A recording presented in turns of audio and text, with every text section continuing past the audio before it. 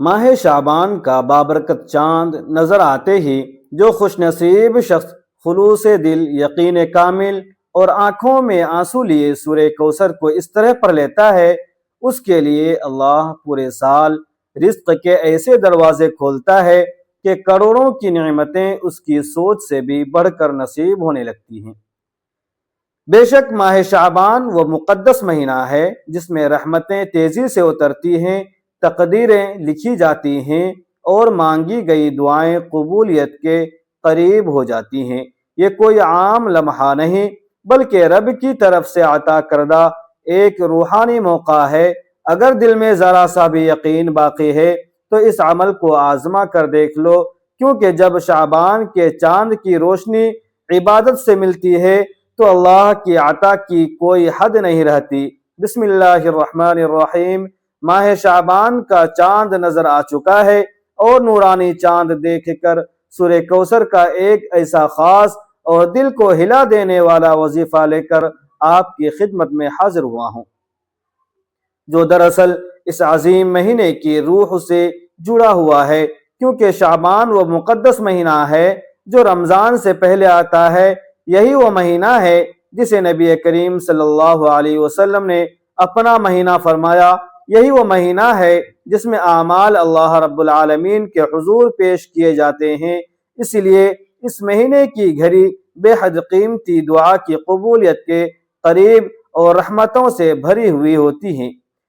جو شخص شعبان کے چاند کو دیکھ کر خلوص دل، کامل یقین اور اللہ پر مکمل بھروسہ رکھتے ہوئے اس وظیفے کو پڑھ لیتا ہے، اللہ تعالیٰ اس کے لیے رزق، دولت، عزت، شہرت اور کامیابی کے دروازے کھول دیتا ہے جو وہم و گمان میں بھی نہیں ہوتے۔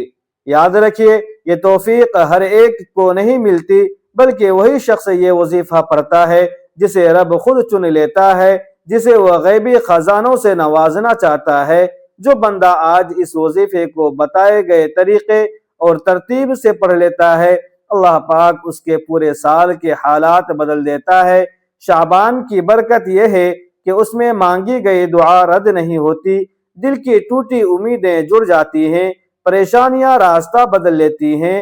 جب بھی زندگی میں رزق کی تنگی آئے، پیسوں کی شدید ضرورت ہو یا دل کی کوئی چھپی حاجت ہو، تو شعبان کے اس بابرکت لمحے میں اللہ کی طرف رجوع کرنا سب سے مضبوط سہارا بن جاتا ہے، کیونکہ صرف اللہ پر یقین انسان کے دل کو مضبوط بنا دیتا ہے۔ بندہ جان لیتا ہے کہ میرا رب ہر شے پر قادر ہے، وہی مالک ہے، وہی پالنے والا ہے اور سب کچھ اسی کے قبضے قدرت میں ہے، اور جب وہ دینے پر آتا ہے تو نہ چہرہ دیکھتا ہے نہ حیثیت، بلکہ چھپر پھاڑ کر عطا فرماتا ہے۔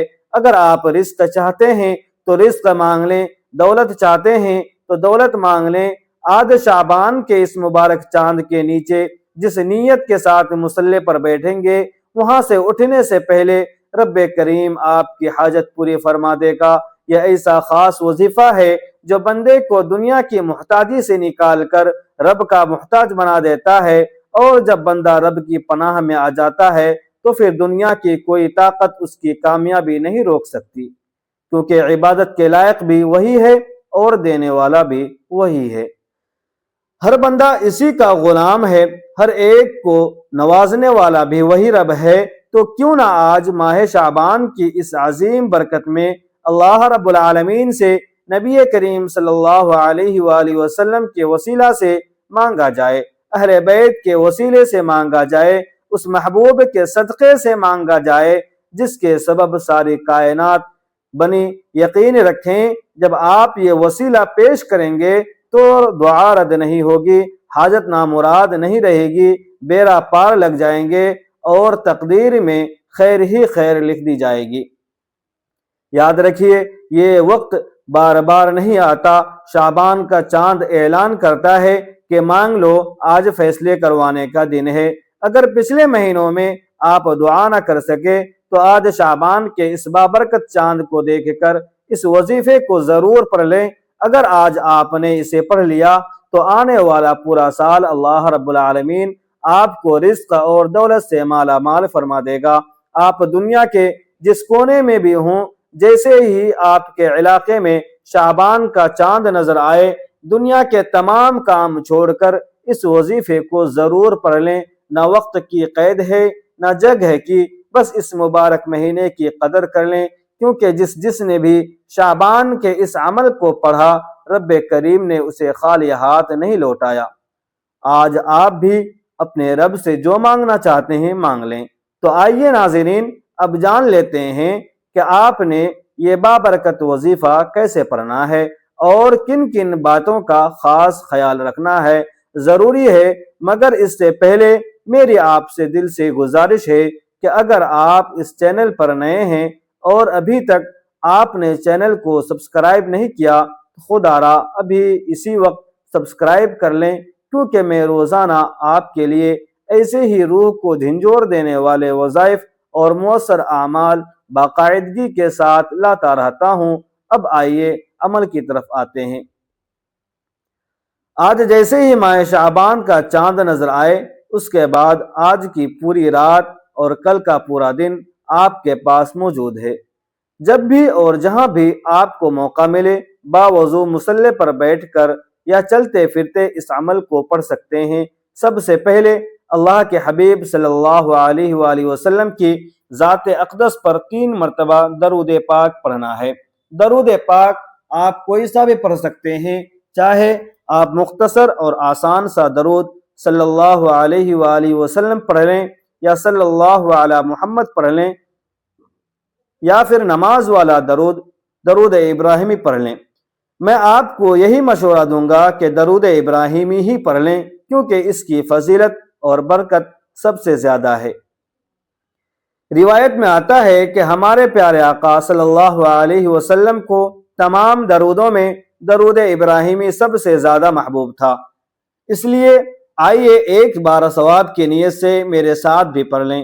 اللہم صلی علی محمد وعلی آل محمد کما صلیت علی ابراہیم وعلی آل ابراہیم انک حمید مجید۔ اللہم بارک علی محمد وعلی آل محمد کما بارکت علی ابراہیم وعلی آل ابراہیم انک حمید مجید۔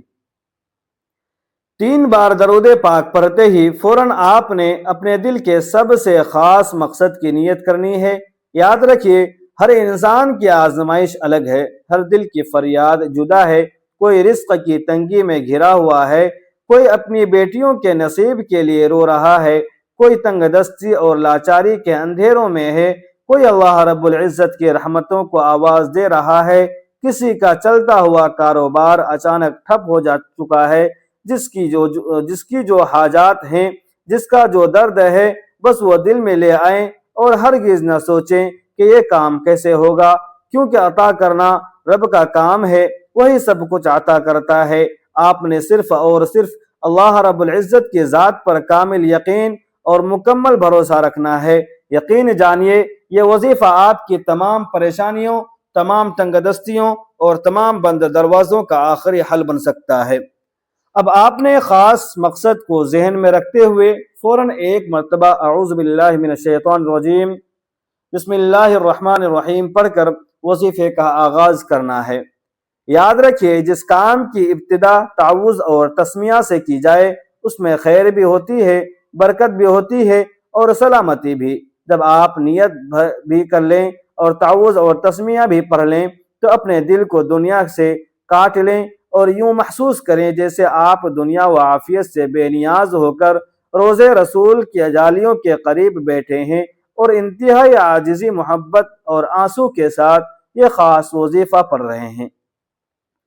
اور اب سب سے پہلے نمبر پر جو بابرکت وظیفہ آپ نے پڑھنا ہے وہ اللہ رب العزت کی ایک عظیم صفت کا وظیفہ ہے۔ وہ صفت جو سورہ اخلاص کی دوسری آیت بھی ہے۔ آپ نے پہلے نمبر پر اللہ الصمد پڑھنا ہے۔ آج اگر کوئی یہ کہتا ہے کہ میں برسوں سے وظائف پڑھ رہا ہوں، تسبیحات کر رہا ہوں، در در کی ٹھوکریں کھا رہا ہوں، مگر نہ میرے گھر کے حالات بدلتے ہیں، نہ خوشیاں میسر آتی ہیں، نہ پریشانیاں اور مصیبتیں میرا پیچھا چھوڑتی ہیں، تو یاد رکھیے آج بس اللہ الصمد پڑھنے کی دیر ہے۔ اگر اس کے بعد بھی آپ کے گھر کے کونے کونے سے غربت اور تنگ دستی ختم نہ ہو جائے تو پھر کہنا۔ جب بھی آپ پریشان ہوں، مصیبت میں ہوں، تکلیف میں ہوں تو اپنا ہر دکھ ہر درد ہر فریاد اللہ کے سامنے رکھ دیں، اللہ کو اپنے دل کا حال سنا دیں، کیونکہ وہ تماشا دیکھنے والا رب نہیں بلکہ آپ کی بات ظاہر ہونے سے پہلے ہی غیب سے مدد فرمانے والا رب ہے۔ اگر آپ چاہتے ہیں کہ آپ کی غربت، تنگ دستی، بیماری، پریشانیاں اور مصیبت تماشا بننے سے پہلے ہی غیب سے کوئی راستہ بن جائے تو یاد رکھیے آج اللہ الصمد کا وظیفہ آپ کے لیے کسی خزانے سے کم نہیں۔ آج یہ وظیفہ پڑھ کر آپ اللہ سے جو مانگیں گے، جتنا مانگیں گے، جیسے مانگیں گے، اللہ رب العزت فوراً عطا فرمائے گا، مگر شرط یہ ہے کہ آج آپ نے اللہ الصمد ضرور پڑھنا ہے۔ اب توجہ کیجئے کہ کیسے پڑھنا ہے اور کتنی پڑھنا ہے۔ اللہ الصمد ایک بار ہو گیا، اللہ الصمد دو بار ہو گیا، اللہ الصمد تین بار ہو گیا۔ اسی طرح آپ اللہ الصمد کو اپنے ہاتھوں کی انگلیوں پر بھی پڑھ سکتے ہیں اور تسبیح کے دانوں پر بھی پڑھ سکتے ہیں۔ آپ نے صرف 21 بار پڑھنا ہے، اور 21 بار پڑھنے کا مطلب یہ ہے کہ آپ اللہ کو راضی کرنا چاہتے ہیں، اپنی حاجت اور مقصد کو اللہ کی بارگاہ میں پیش کرنا چاہتے ہیں۔ اب ذرا اپنے دائیں اور بائیں کندھوں کی طرف نظریں ڈالیں، کیونکہ دائیں کندھے پر بھی فرشتے اور بائیں کندھے پر بھی فرشتے ہیں، اور جب آپ اللہ الصمد پڑھتے ہوئے دائیں بائیں نظر مارتے ہیں تو فرشتے اللہ الصمد کا ذکر اپنے اپنے رجسٹر میں لکھ لیتے ہیں۔ پھر جب یہ فرشتے اللہ کے حضور پیش ہوتے ہیں تو آپ کا نام اعمال رب کی بارگاہ میں رکھا جاتا ہے۔ فرشتے عرض کرتے ہیں کہ اے اللہ، یہ بندہ آپ کے لیے اللہ الصمد کی تڑپ رکھتا ہے۔ تب اللہ فرماتا ہے، فرشتوں گواہ رہنا، میں اس بندے سے راضی ہوں اور میں نے اسے اللہ الصمد کی برکت سے مالا مال کر دیا، جاؤ اس کی مانگی ہوئی ہر دعا عطا کر دو، مگر یاد رکھیے شرط یہی ہے کہ اللہ الصمد کو بتائے گئے طریقے سے ہی پڑھا جائے۔ ذرا ذرا سی غلطی اور کوتاہی بھی اس وظیفے کے اثر کو کم کر سکتی ہے۔ اس لیے بہتر یہی ہے کہ ویڈیو کو آخر تک مکمل توجہ سے دیکھیں، ایک ایک بات، ایک ایک نقطہ دل میں بیٹھا لیں، تب ہی اس وظیفے کا پورا فائدہ آپ کو حاصل ہوگا۔ پہلے نمبر پر اللہ الصمد کو 21 بار پڑھنے کے بعد اب آپ نے دوسرے نمبر پر جو وظیفہ پڑھنا ہے وہ ایک قرآن سورت کا وظیفہ ہے۔ الحمدللہ یہ وہ سورت ہے جو ہر مسلمان کو زبانی یاد ہے۔ یہ وہ قرآن سورت ہے جسے پڑھنے والا اللہ کے قریب ہو جاتا ہے، اللہ کا لاڈلا بن جاتا ہے، اللہ کا پسندیدہ بندہ بن جاتا ہے۔ آج ہم دیکھتے ہیں کہ بہت سے بھائی دوست اور میری بہنیں یہ شکوہ کرتی ہیں کہ ہم دعا تو مانگتے ہیں مگر دل میں یہ خیال آتا ہے کہ ہماری دعا قبول کیوں نہیں ہوتی، اس کا اثر کیوں ظاہر نہیں ہوتا۔ اس حوالے سے ایک شخص نے کسی بڑے بزرگ سے سوال کیا کہ جب میں مانگتا ہوں تو میرا اللہ فوراً کیوں نہیں سنتا؟ بزرگ مسکرا کر بولے، بھائی وہ تیرے گناہوں کی سزا بھی تو فوراً نہیں دیتا جب تو گناہ کرتا ہے۔ ناظرین، یہ کتنی گہری اور پیاری بات ہے۔ جو لوگ مشکل وقت میں بے صبر ہو جاتے ہیں، جلد بازی کرتے ہیں، اور وہ اس بات کو ہمیشہ یاد رکھیں کہ جب ہم سے گناہ سرزد ہوتے ہیں تو اللہ فوراً ہمیں پکڑ نہیں لیتا۔ اسی طرح جب ہم دعا مانگتے ہیں تو اللہ صبر کو پسند کرتا ہے۔ جب بھی دعا مانگو، جب بھی کوئی وظیفہ پڑھو تو اللہ سے صبر، یقین اور عاجزی کے ساتھ مانگو۔ اللہ کسی دعا کو رد نہیں کرتا، وہ دعا کو قبول بھی فرماتا ہے۔ وہ بندے کو خزانوں کا مالک بھی بناتا ہے، مگر پہلے وہی فیصلہ کرتا ہے جو بندے کے حق میں بہتر ہوتا ہے۔ جب کوئی بندہ سورہ کوثر پڑھتا ہے، اللہ کا ذکر کرتا ہے تو وہ اللہ کا لاڈلا بن جاتا ہے، اور اللہ اپنی وحدانیت کے صدقے اسے رزق اور دولت سے مالا مال فرما دیتا ہے۔ آج سورہ کوثر کا یہ وہ خاص وظیفہ آپ کی تقدیر بدلنے والا ہے، نصیب کے بند تالے کو کھولنے والا ہے۔ ایسا معجزہ ہوگا کہ آپ اپنی آنکھوں سے دیکھیں گے کہ اللہ رب العزت نے کس طرح آپ کے گھر میں خوشحالی اتار دی۔ اب سورہ کوثر کی تلاوت سماعت فرمائے۔ بسم اللہ الرحمن الرحیم، انا اعطیناک الکوثر فصل لربک وانحر ان شانئک هو الابتر۔ آپ نے صرف 29 بار پڑھنا ہے۔ بتانے کا مقصد یہی ہوتا ہے کہ یہ ایک مستند اور خاص عمل ہے، جیسا بتایا گیا ہے ویسا ہی پڑھنا ہے، اس میں کسی قسم کی کمی بیشی یا رد و بدل کی اجازت نہیں۔ اور چھوٹے وظائف کا فائدہ یہی ہوتا ہے کہ انسان تھوڑا پڑھتا ہے مگر دل جامع، یقین کامل اور توجہ کے ساتھ پڑھتا ہے۔ بعض اوقات بڑے بڑے وظائف میں انسان کی توجہ ہٹ جاتی ہے، دل حاضر نہیں رہتا، اس لیے تھوڑا پڑھیں مگر رب سے اتنا مانگیں کہ رب کریم آپ کو خزانوں کا مالک بنا دے، آپ کے گھر کے حالات بدل دے، آپ کی بے سکونی اور بے برکتی کا ہمیشہ کے لیے خاتمہ فرما دے۔ اصل مقصد رب کو راضی کرنا ہے۔ سورہ کوثر کو کیسے اور کتنی بار پڑھنا ہے وہ میں نے آپ کو واضح طور پر بتا دیا ہے۔ اب تیسرے نمبر پر جو وظیفہ پڑھنا ہے وہ اللہ رب العزت کے دو نام یا کریم یا اللہ کا وظیفہ ہے۔ ایک اللہ کا ذاتی نام ہے اور دوسرا صفاتی نام ہے۔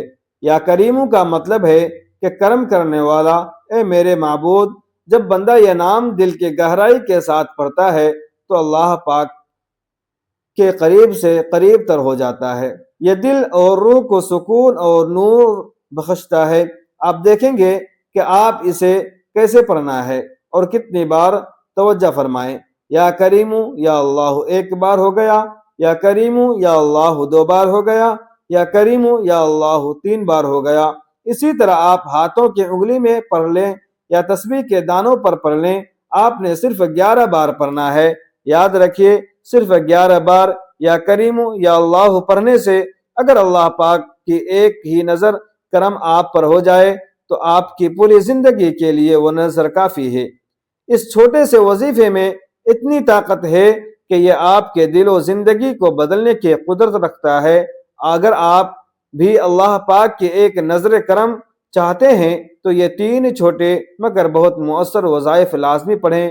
یقین رکھیں یہ آپ کی زندگی میں برکت، سکون اور آسانیاں پیدا کرنے کے لیے کافی ہے۔ پہلے نمبر پر آپ نے اللہ الصمد کو 21 بار پڑھنا ہے۔ دوسرے نمبر پر سورہ کوثر کو صرف 29 بار پڑھنا ہے، اور اس کے بعد یا کریم یا اللہ کو 11 بار پڑھنا ہے۔ یہ تینوں چھوٹے چھوٹے وظائف اتنے آسان ہیں کہ آپ کے بمشکل 2 سے 3 منٹ لگیں گے اور آپ یہ وظیفہ مکمل کر لیں گے۔ اور جب آپ یہ تینوں اعمال بالکل بتائے گئے طریقے اور ترتیب کے مطابق پڑھ لیں تو آخر میں پھر 3 بار درود پاک پڑھ لیں جو آپ نے عمل کے شروع میں پڑھا تھا۔ اب آپ کا یہ بابرکت عمل مکمل ہو گیا ہے، اور جیسے ہی وظیفہ مکمل ہو جائے تو فوراً اپنی حاجت اور نیت کے ساتھ دعا کریں، اللہ تعالیٰ سے اپنے گناہوں کی بخشش مانگیں، رو رو کر گر گرا کر توبہ استغفار کریں۔ اس وظیفے کی برکت سے آپ کے تمام کبیرہ و صغیرہ گناہ معاف ہو جائیں گے۔ یاد رکھیں، دعا وہ خوبصورت عمل ہے جس میں انسان اپنی تمام پریشانیاں، دکھ اور مشکلات اللہ کے حوالے کر دیتا ہے، اور اللہ تعالی اپنی رحمتیں اور فضل اس کی جھولی میں ڈال دیتا ہے۔ دعا یہ ہے کہ اللہ تعالی آپ کو سدا شاد و آباد رکھے۔ دل سے دعا ہے کہ اللہ تعالی آپ کو ایمان کامل، طویل عمر، خوشگوار صحت، مطمئن اور پرسکون زندگی، کشادہ بابرکت رزق، حلال عزت، شہرت، سکون قلب، دین اور دنیا اور آخرت میں عافیت عطا فرمائے۔ خوش رہیں، آباد رہیں، ہزاروں خوشیاں نصیب ہوں۔ اللہ ذہنی اور قلبی سکون عطا فرمائے اور مسلمانوں کی مدد فرمائے، آمین یا رب العالمین۔ اللہ تعالیٰ سے دعا ہے کہ وہ ہماری باتیں، ہماری دعائیں اور آپ کا یہ عمل اپنی پاک بارگاہ الہی میں قبول و منظور فرمائے۔ جو مانگا مقدر فرمائے، جو نہیں مانگ سکے اسے عطا فرمائے۔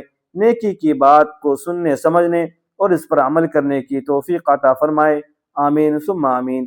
ناظرین، اپنے رزق میں وسعت اور کشادگی کے لیے اللہ تبارک و تعالیٰ کے بابرکت ناموں میں سے کوئی ایک نام کمنٹ سیکشن میں ضرور ٹائپ کریں، ویڈیو کو لائک کریں، کمنٹ کریں، اور اگر آپ ہمارے چینل میں نئے ہیں تو چینل کو سبسکرائب کرنا نہ بھولیں تاکہ اس طرح کی مزید روحانی ویڈیوز آپ تک سب سے پہلے پہنچتی رہے۔ ملتے ہیں پھر اگلی ویڈیو میں، تب تک کے لیے اجازت دیجیے۔ خدا حافظ۔ السلام علیکم ورحمۃ اللہ وبرکاتہ۔